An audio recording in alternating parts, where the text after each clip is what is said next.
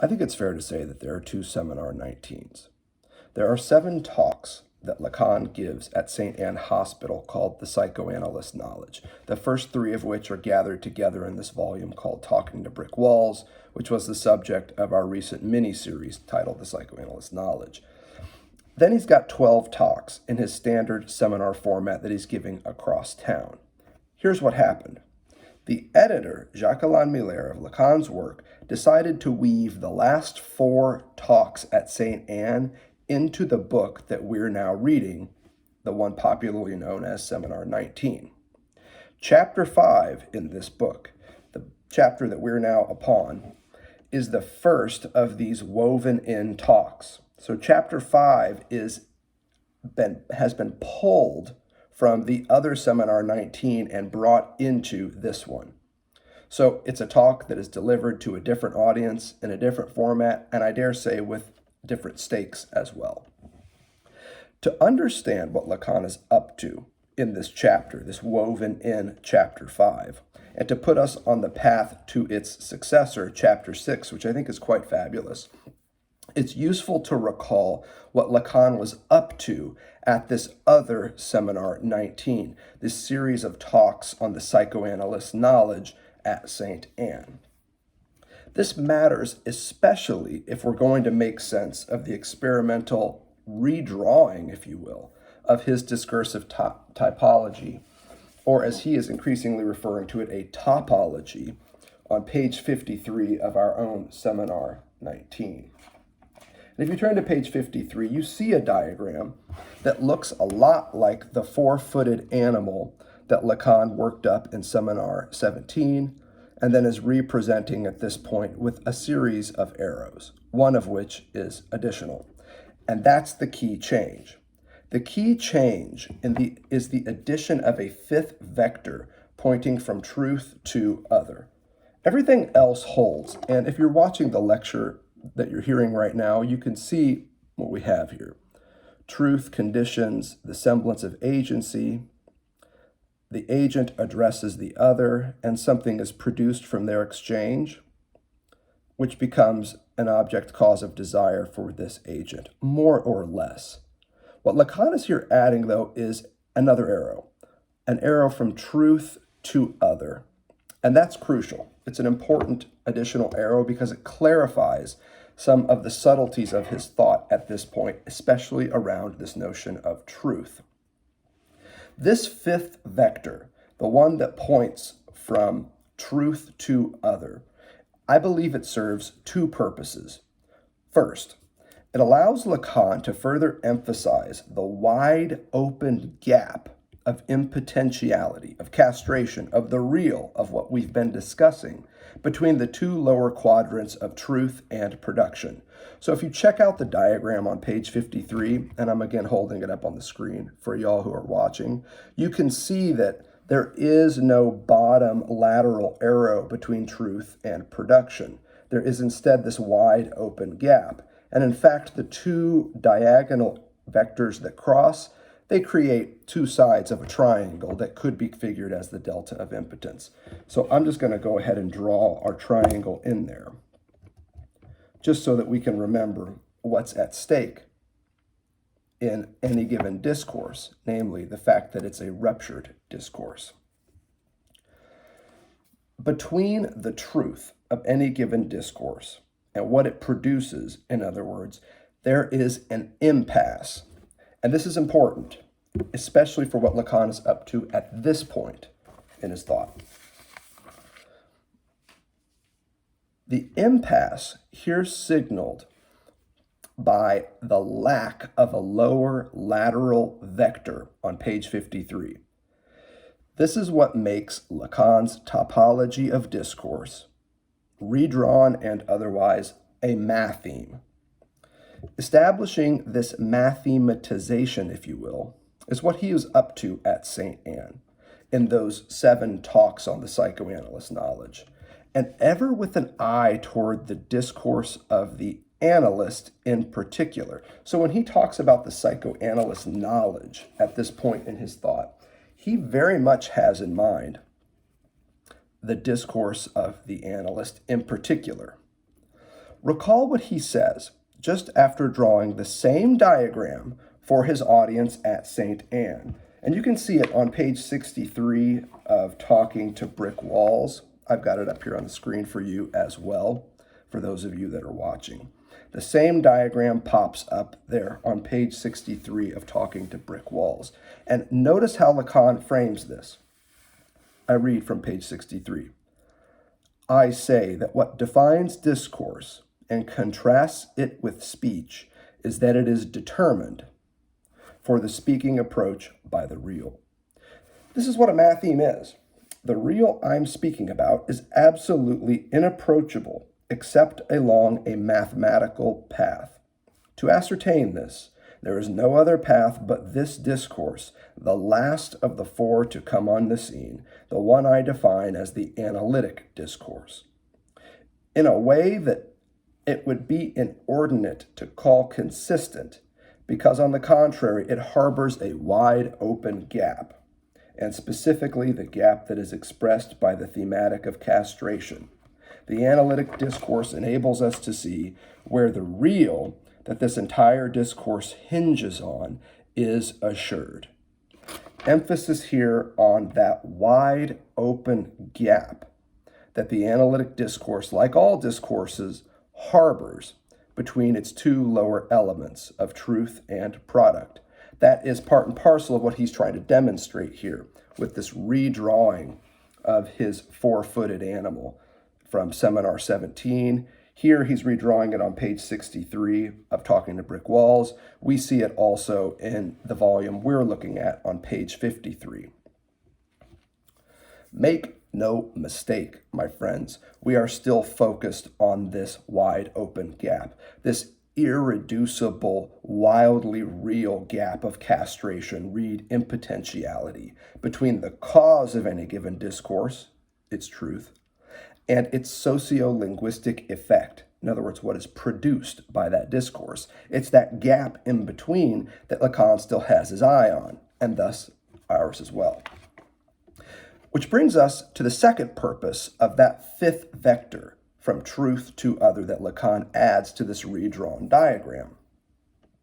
The fifth vector from truth to other that he's introducing here, the one pointed from the bottom left quadrant to the top right quadrant. Again, part of what he's up to here is to reveal something about how the analytic discourse in particular operates. In this revised topology, on page 53 of our book, and also here on page 63 of Talking to Brick Walls, the position of truth is further distinguished from the other three positions in this four-footed animal. Here's how. The position of truth yields two divergent vertices. Notice there are two vectors emerging from the position of truth. That is unusual. The others only produce one. And yet, check it out. There is no other vector coming into truth in this diagram to feed it, as Lacan says. Again, unlike the others, all of the other positions are fed by a different position. In other words, there's a vector or an arrow pointing to them, showing that something is being fed into that position. Not so with truth. So as you look at the diagram that I'm holding up for you, it's the same one you can see for yourself on page 53 of our book. Truth has two divergent arrows coming out of it. That makes it rather unusual. It also has no arrows pointing to it. Another fact that makes it rather unusual. So in introducing this fifth vector, Lacan is further distinguishing truth from the other three positions in his topology of discourse. Now, this first part that you just heard me talk about those two divergent vectors, is key. Truth feeds the agent and the other. That's what you see in this diagram on page 53. The vectors from truth point toward agent and other. In other words, toward both interactants in Lacan's socio-discursive format here. It conditions both actors, addressor and addressee alike. That's the thing about truth. it conditions the agency of the addressor, and it also conditions the activity of the addressee. Nowhere is this more apparent or crucial to Lacan's audience, I believe, than in the analytic discourse, and that is again why he keeps coming back to it and featuring it.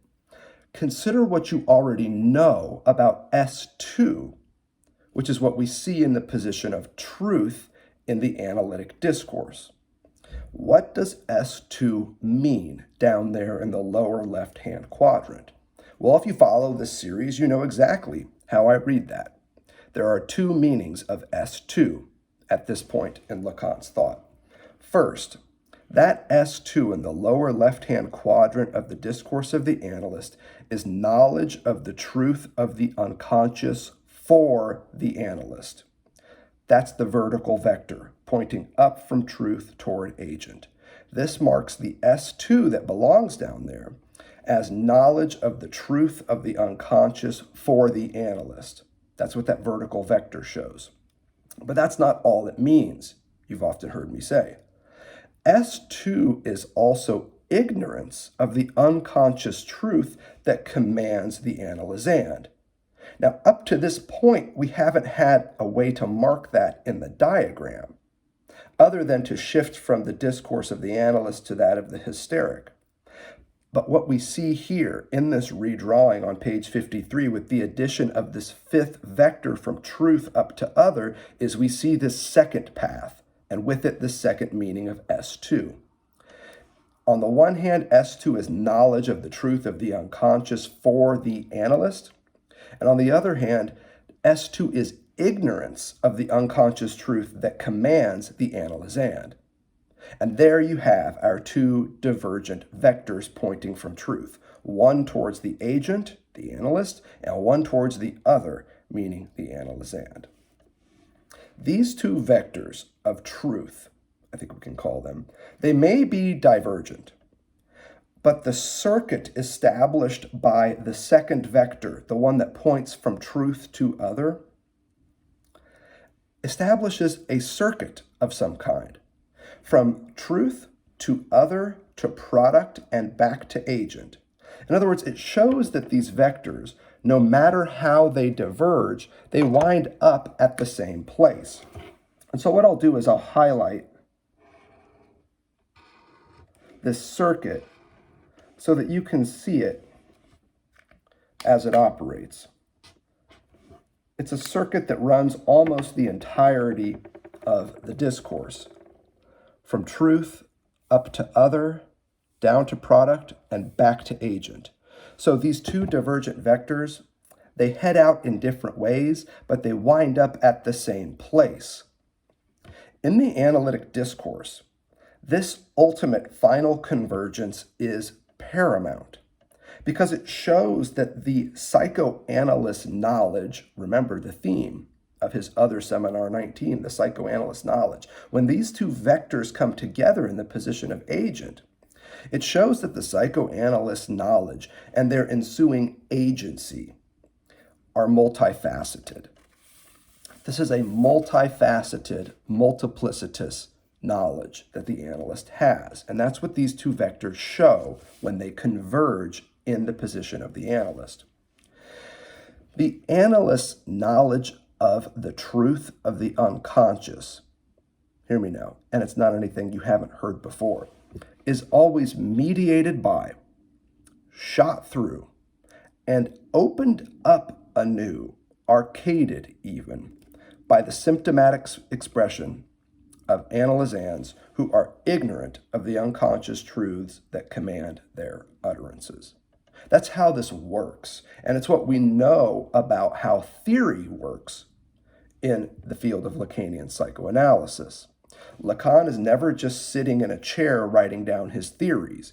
His theories, his thoughts about how the unconscious work, like that of Freud before him, are being deeply informed by his work with patients, analysands, in the clinic, analytic experience, this thing called the psychoanalytic act. This real experience of the psychoanalytic act is feeding into the theoretical enterprise of developing things like mathemes on the discourse of the analyst. So let me hit you with this again, because I think it's a very important part to remember about all this when you think about what's truly at stake here for Lacan as he understands his audience. The analyst's knowledge of the truth of the unconscious and all the mathemes that support this, the theoretical writings and the like. This knowledge is always mediated, shot through, and opened up by expressions that come from ignorance, by the symptomatic expressions of analysans who are ignorant of the unconscious truths that command their utterances. So, that arrow from S2 to little a in the discourse of the analyst, there you have the analyst's knowledge of the truth of the unconscious.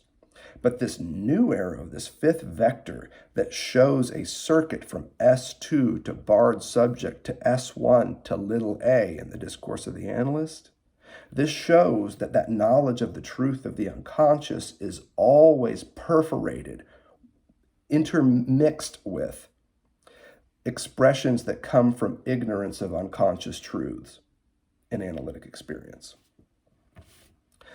What then is the so-called knowledge of the analyst?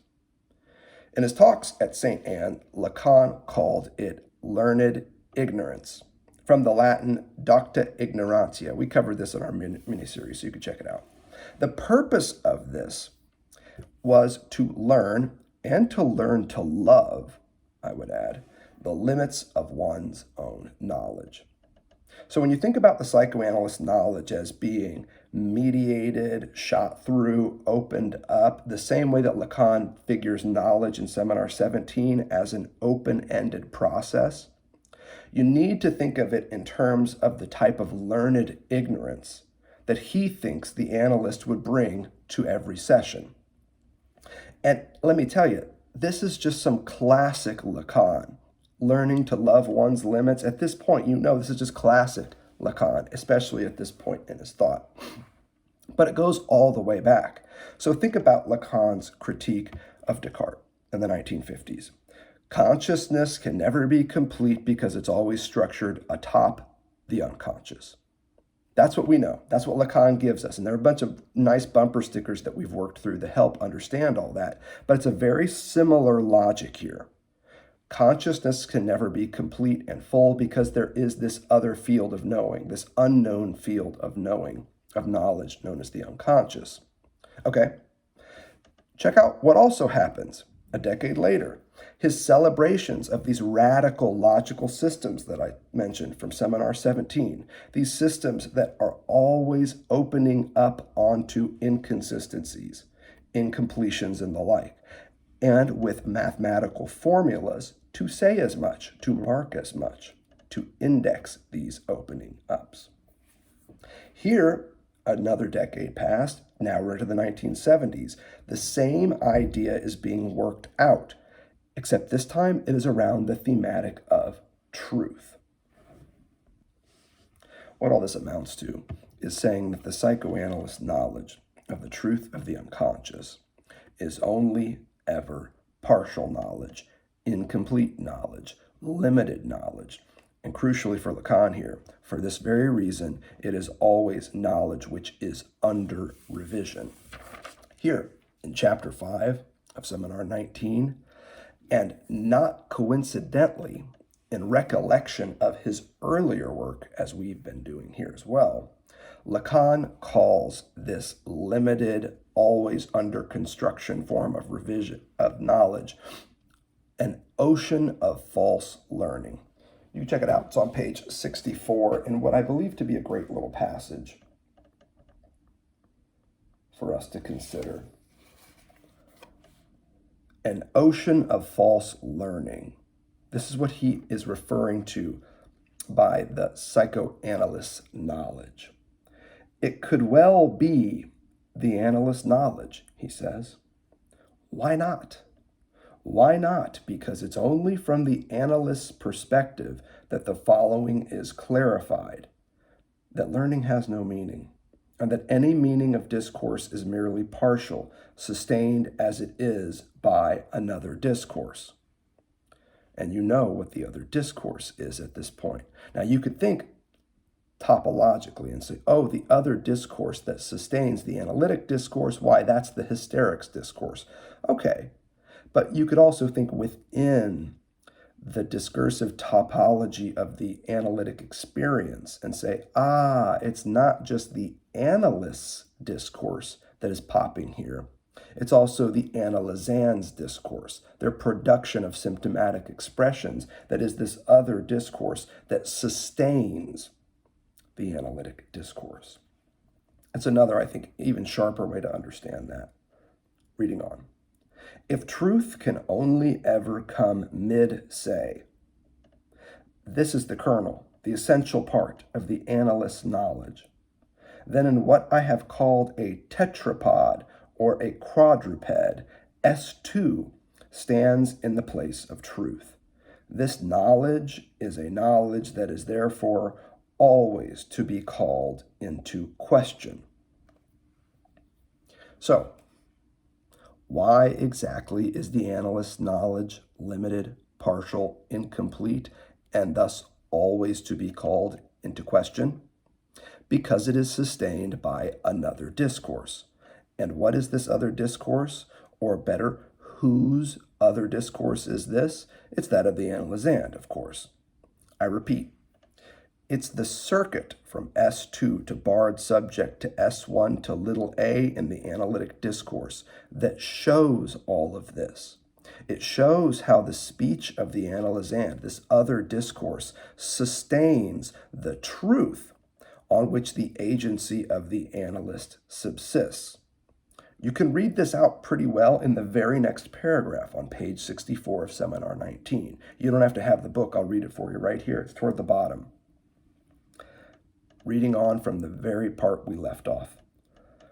On the other hand, there's one thing that is to be claimed of analysis, which is that there is a knowledge that is drawn out of the subject himself. At the place of the pole of jouissance, the analytic discourse positions the barred S. This knowledge is the result of the stumbling, the bungled action, the dreams, and the work of the analysand. As far as this knowledge is concerned, it is not supposed.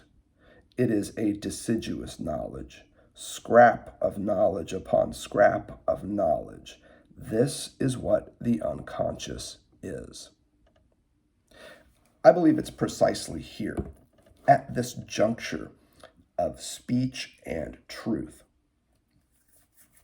that analytic experience, invented by Freud, and analytic discourse, as invented by Lacan, find clinical and conceptual traction.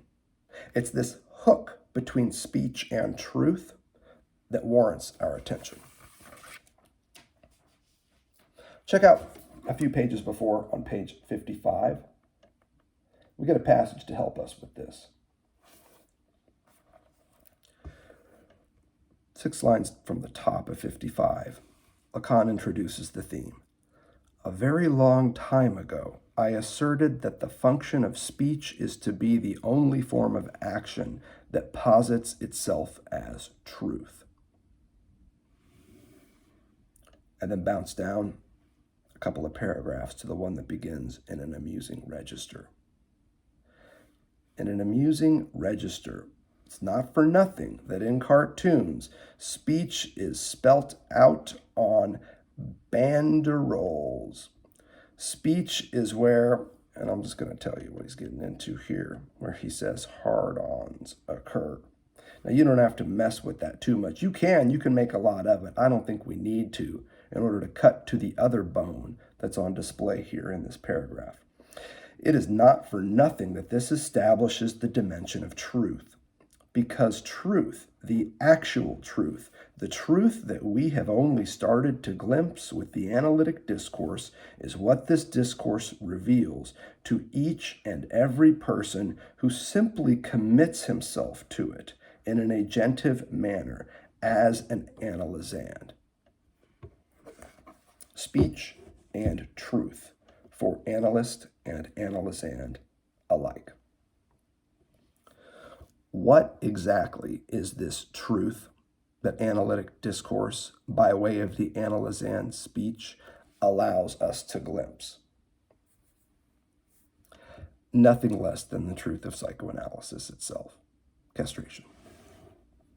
In order to understand how speech occasions truth, Lacan asks us to consider the symptomatic speech of the analysand and the unconscious truth that commands it, exactly as we've been doing since our series on Seminar 17, and even more directly in our series on Seminar 18 and this other Seminar 19, the psychoanalyst knowledge. We've been working through this material ever since we started Seminar 17, and Lacan is still with it here in Seminar 19. In fact, what is really interesting to me, this is my first time through this Seminar 19, and it's at this point way more summative than it is breakthrough.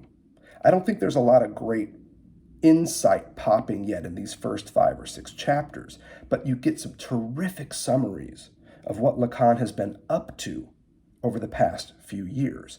I think this is a great summative introductory series of lectures so far to what Lacan is doing at this point in his thought.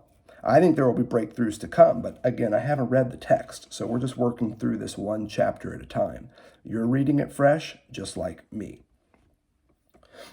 So, we've been on this topic for a while, just following Lacan's lead, and he still seems to be with it now, here in chapters 5 and 6 of Seminar 19. And as such, I think you probably already know all of this. So I'll be brief in hopes of setting the stage for a specific example that does warrant our attention. This example of symptomatic speech that Lacan studies in chapter 6. You know the speech. It's the one that says, "I ask you to refuse me my offering," because this isn't it. To start, though, let's just back up a second before we get to that terrific utterance, that terrific example from chapter 6, and recall what you already know about what's at stake in all this, about the truth that is at stake in these formulations. Lacan tells us again and again that there are 2 sides to every truth. And again, like I said, you already know all this. There's the side that lends itself to expression and the side that does not. And when the former finds expression, the side of truth that can be spoken, it always says the same thing, and in so doing indexes the other part, namely the part that can't be said. And it says things like this: "Hi, I'm the part of truth that can be said, but there's this other part that cannot be said, and that's really all I can say about it, this other part, namely that it's impossible for me to express." You see where we're going with this. Impossible for me to express. Impossible because I am powerless and impotent to pronounce this other part of truth that can't be said. You see, this is why when you swear in, you gotta promise not just to tell the truth, but the whole truth. But the whole truth can't be told, you've heard me say. And what does that mean? It means you gotta ask for assistance from the gods.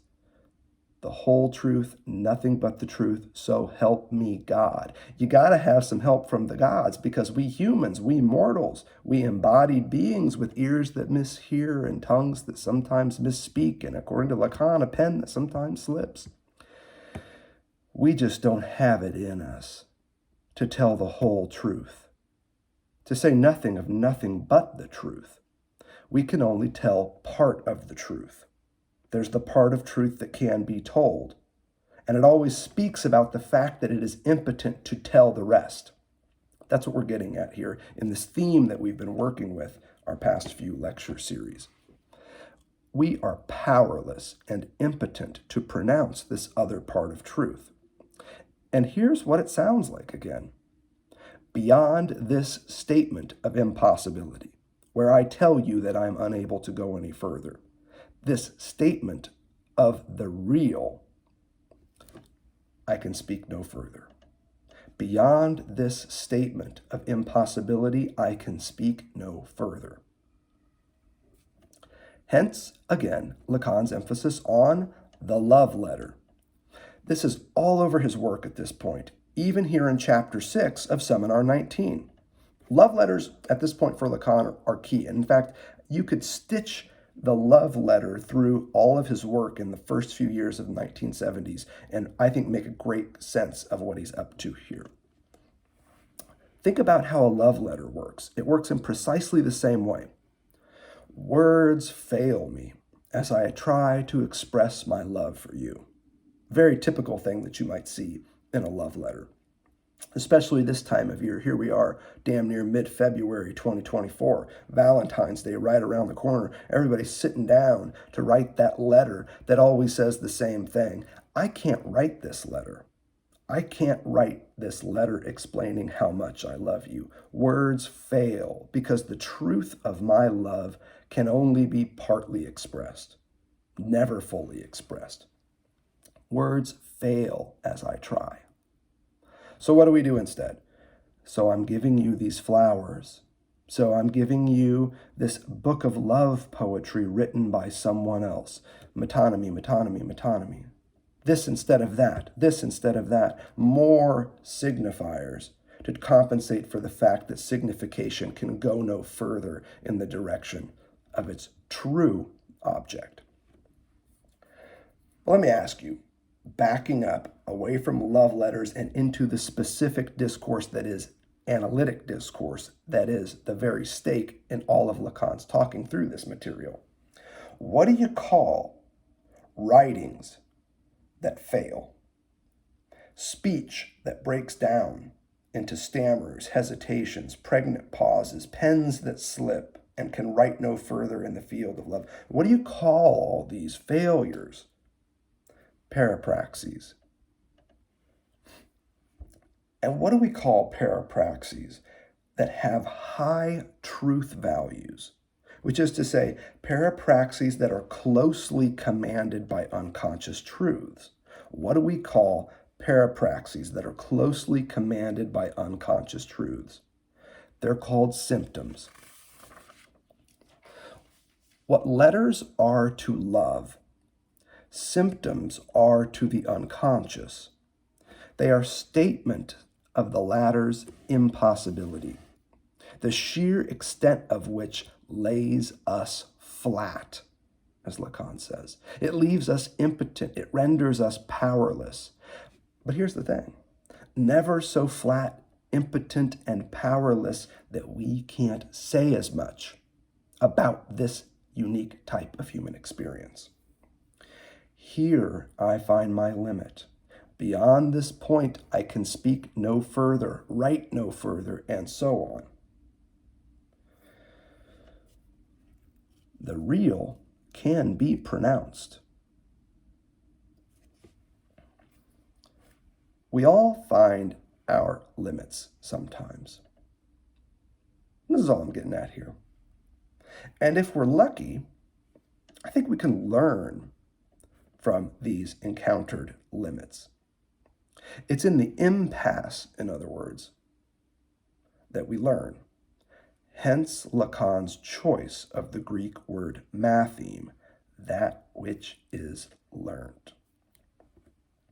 And the most powerful lessons to be learned in moments of incapacity, limitation, and the like, the most powerful lessons here, oddly enough, are lessons in powerlessness. No one is omnipotent, we learned in Seminar 17. Sorry, masters. No one is omniscient, we learned in Seminar 17. Sorry, professors. We are all limited, incomplete, lacking, in a word, castrated. There's no simpler way to talk about what Lacan is up to here in Seminars 17 through 19. This is not only why we slip, though, because we're castrated. Castration is also the very thing on which we slip. And all of this is precisely what our slips as symptoms say, express, demonstrate. Here's the question. It's the question that I don't think we can ask enough at this point. What would it mean to love this part of human experience? What would it mean to love this truth of lived experience? From the start of lectures on Lacan, this has been one of our central questions. To love the truth of castration is at once the essence of truth and above all, I believe, the essence of love. And don't take my word for it. Recall that famous passage in Seminar 17, a passage that I hope we'll soon memorize if you haven't already. It's from page 52 in the English translation, 58 in the French. If you haven't seen this passage, I gotta recommend it in this case. Lacan tells us there that the love of truth is a love of weakness. And the fact that there is a love of weakness, he says, is no doubt the essence of love. As I have said, love is giving what one doesn't have, namely what might make good this original weakness. Page 52, Seminar 17. It's a great moment where he comes out and comes clean with what he's up to with truth, love, and their siblings. When I say that symptoms are always love letters, this is what I mean.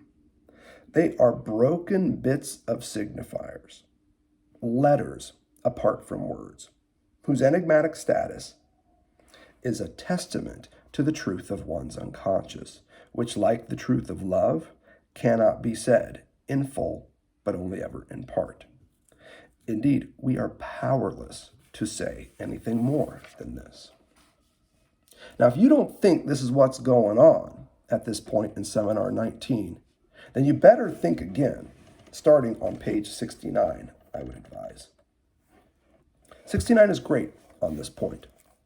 You think, McCormick, why are we talking about love, man? Because it's precisely what we're reading about. It's precisely what's happening in the text in front of us. All I'm doing is showing you what Lacan is up to around this topic, this theme of love of weakness as love of truth, as truth of love. This shit is, for him, the core issue. Conceptual, and I would dare say clinical as well. Check it out. Bottom of page 69. And it allows us to add one more piece to this. Not only clinical, not only conceptual. At this point, it's starting to look like this is kind of personal for Lacan as well. Bottom of page 69. To love to someone has always delighted me. I mean that I regret that we speak a language in which we say, I love a woman, in the same way as saying, I beat her. Nice analogy there, Jacques Lacan. To love a woman, to love to a woman seems more appropriate to me. This is so even to the extent that one day I noticed, since we're in the parapraxis, let's continue, that I was writing this French expression that translates as, you shall never know how much I loved you. But it's a slip, Lacan says, because he says, I didn't put an E on the end, which is a slip, a spelling mistake, if you like, incontestably. On reflection, I told myself I'd written it like that because I must have felt I love to you. Well, this is a personal matter. Question. Why did Lacan's pen slip? For the same symptomatic reason that all pens slip when writing love letters, and all the more so when these pens and the letters they write are true. Before the truth of my love for you, I can only stumble, stammer, slip, and miswrite. And this confession, this statement, this pronouncement of impotentiality that says things like, before the truth of my love for you, I can only stumble, stammer, slip, and miswrite. That confession, that statement, is as far as I can go in the direction of the very truth that it indexes. Before I cease talking entirely, before I can't write anymore, before letters themselves become impossible. Isn't this how Lacan arrives at Wittgenstein on page 72? Whereof one cannot speak, thereof one must be silent. This is another great example of truth's two parts for us to consider. There's the part of truth that leaves us speechless, and the part of truth that allows us to say this about its other part. That's that second term that I want you to see. It's not just that you have truth split in two. There's the part that can't be said and the part that can be said. The most important part of all of this is the fact that the part that can be said always pronounces this about truth, saying that it has these two parts, one of which can't be spoken. That's what the part that can be spoken says every single time. And that's why I keep emphasizing this, because that for Lacan is the key variable here. These are statements of the real, pronouncements of impossibility, names of the Father. Let's cut to the chase. I want to get right to it. The real, qua impossible, this is the part of truth that cannot be said. But it's by way of the symbolic, in spoken discourse, like what you're hearing right now, that I can say as much about the real and its impossibility relative to my speech. Yours as well. It's here, at the level of the pronouncement, the statement, the declaration of impossibility, that analytic experience must take place if it's ever going to approximate the place from which we all speak, and help us learn to live and love precisely there. Notice again how all of this is stacking up. Lacan here in Seminar 19 is hitting us with loads of review, and so let's just review where we've been along this thought path, this mode of inquiry, and that's really what's up with this. Lacan is here working through a new line of thought, a line of inquiry, a form of critical inquiry that he's asking us to think with, to use. Look at all the examples we have of this. The real, pronounced as an impossibility within the symbolic. You've heard that about 1,000,000 times. The unconscious, pronounced as an impossibility within the symptom. The part of truth that cannot be said, pronounced as an impossibility within expressions of the part of truth that can be said. How about my love for you, pronounced as an impossibility within the letter where my pen slips? And don't even get me started on the prohibition of sexual jouissance within the field of surplus enjoyment. And doesn't the same logic hold for Lacan's work on inexistence in Chapter 4 of Seminar 19, as we discussed in our last get-together? It's the supposition of existence, here and now, in actually existing discourse, that interests him.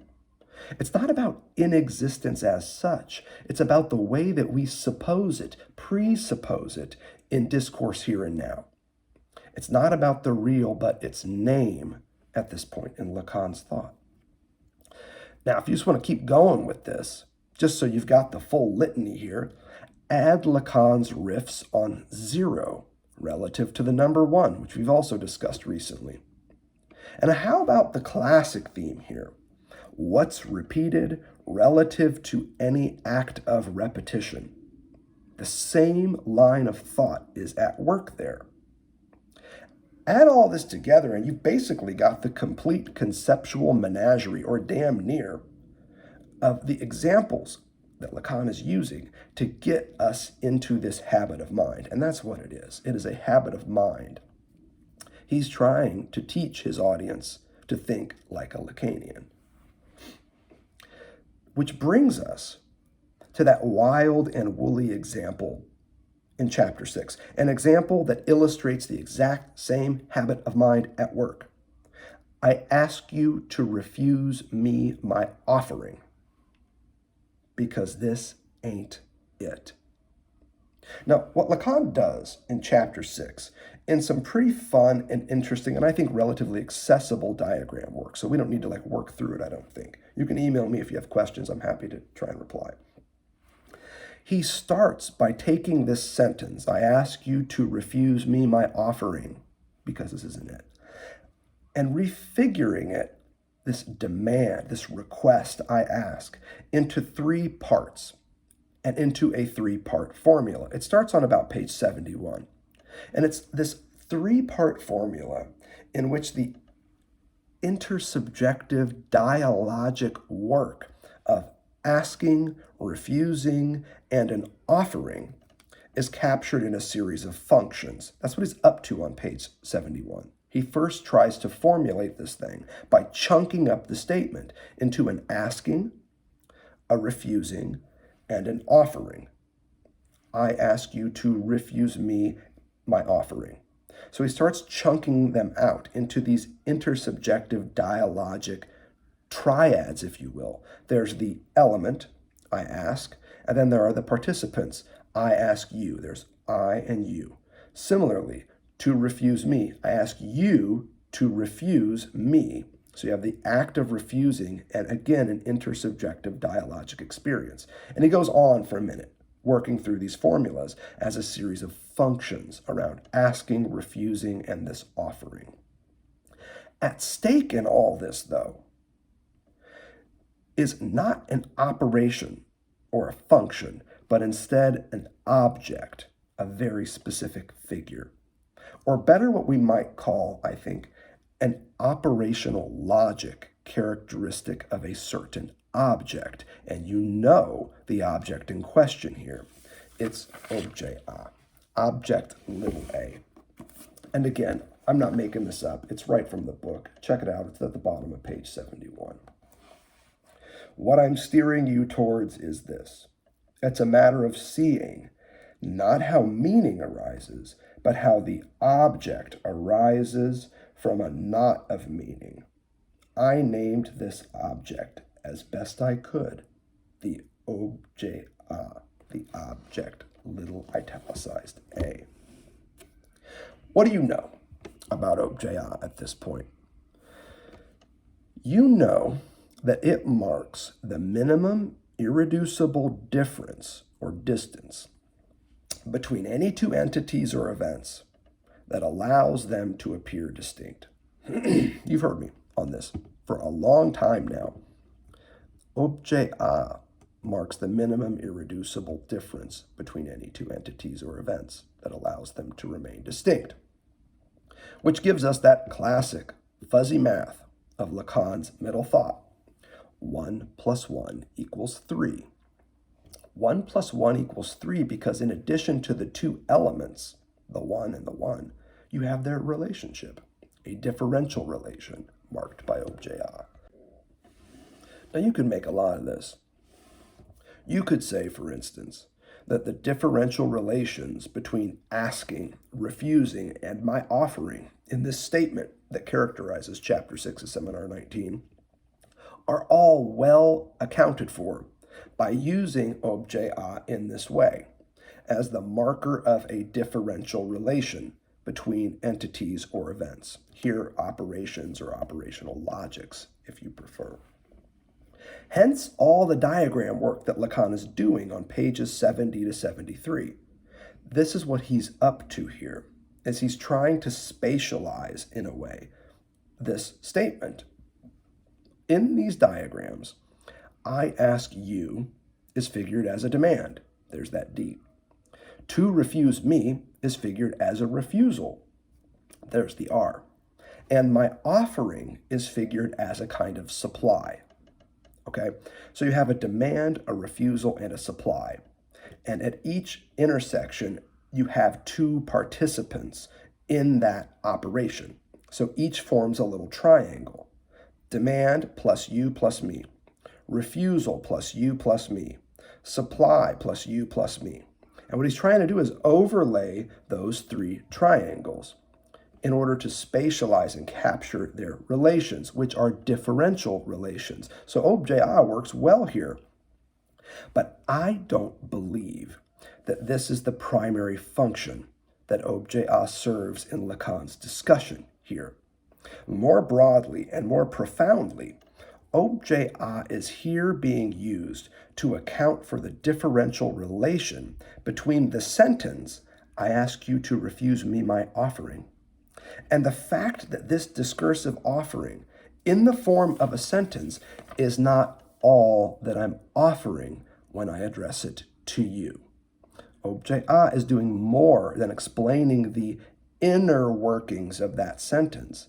Objet is here to help us account for the break or the wide open gap between that sentence and the other thing that I am offering when I pronounce it. So when Lacan adds to this sentence, "because this isn't it," "I ask you to refuse me my offering because this isn't it," I believe that it's this distinction between the statement and this something else that he means to mark. You see, there's the part of my offering that can be pronounced, packaged, delivered, and refused. And there's this other part of my offering that resists packaging, pronouncement, delivery, refusal, and the like. It rejects expression. A part of my offering that is impossible to express. So whether you accept or refuse my offering, the fact of my offering, in the here and now of existing communicative exchange, this isn't all that is at stake, nor even primarily what's on the table, Lacan is suggesting, because this, my offering, my speech, is not it. When Lacan adds that key element, "because this isn't it," the "this" in question is symbolic. Here presented in the statement, "I ask you to refuse my offering." And this last bit, the "it," that this statement is not, this is something that cannot be stated, much less ignored, refused, and so on. Let's be categorical. Time is short. I want to cut right to it here. The fact of offering, this is the part of truth that can be said. But what I am in fact offering is the part of truth that can't. More concretely, to keep us right back on point with the analytic discourse as Lacan would have us keep, what we're talking about here are symptomatic expressions in relation to unconscious truths that can't be expressed. I ask you to refuse me my offering because this statement, the one you're hearing right now as a request, is a symptomatic expression commanded by something that it is not, a something which is nothing relative to this utterance, a truth that is real, impossible to express, and in all these ways unconscious. That's how this thing reads in the analytic discourse. I ask you to refuse me my offering because this statement, this S1 that you're hearing right now as a request, is a symptom commanded by something that it is not, something which is nothing relative to this S1. A truth, there's that S2, a truth that is real, impossible to express, and in all these ways unconscious. Page 77. Gives us a good start on some of this stuff. It's at the very end of chapter 6 in Seminar 19, in a passage that really shows Lacan once more at the end of one of his talks trying to come clean. Who can fail to see the fundamental character of a concatenation such as this for the analytic discourse? This is the question that he ends this lecture on. I once said, long ago, that there are some who still find it soothing that an analysis ends only when someone can say, not I speak to you, nor I speak of me, but it's from me that I speak to you. That was a first sketch. It is not clear that the discourse of the analysand is is it not clear that the discourse of the analysand is grounded precisely on this? I ask you to refuse me my offering, because this isn't it. This is the fundamental request, and it's the same request that the analyst renders that much heavier when he neglects it. It's such a terrific passage to put us right on point. How else are we to read the circuit from S2 to barred subject to S1 to little a in Lacan's redrawing of the analytic discourse, as shown on page 53 of the previous chapter, the same diagram that I held up for you to consider, this highlighted circuit from truth to other to product back to agent. And what about Lacan's subsequent account of all this, vis-a-vis the psychoanalyst knowledge on page 64? We've looked at these passages. I call your attention to them because they're precisely on his mind here at the end of chapter 6. The unconscious truth of which the analysand is ignorant, there's that S2, commands them as a barred, castrated subject, there's the barred subject, to pronounce or produce symptomatic expressions of this unknown field of knowledge. There's that S1, the symptom commanded by the unconscious. An S1 which is then factored into the analyst's knowledge of the truth of the unconscious, the same knowledge atop which their elusive agency, that little objet A in the discourse of the analyst, is premised. So there it is in a whole sentence that marks the circuits and how they hang together. Let's see if we can be even more concise. In my symptomatic expressions, I ask you, dear analyst, to refuse me them, because they are not what in truth commands me to speak. This is my fundamental request, and the fundamental request pronounced in every symptomatic expression. This is what Lacan is suggesting here at the end of chapter 6. There's something else here, in other words, and I'm powerless to present it. This is the fundamental request. There's something else here, dear analyst, and I find myself powerless to present it, except in bits and pieces, letters apart from words. And it's this something else that I ask you to accept. This is the fundamental request. And not just to accept, dear analyst, but also to love, and to help me learn to accept and love as well. This is the fundamental request that Lacan is referring to at the end of chapter 6 in seminar 19.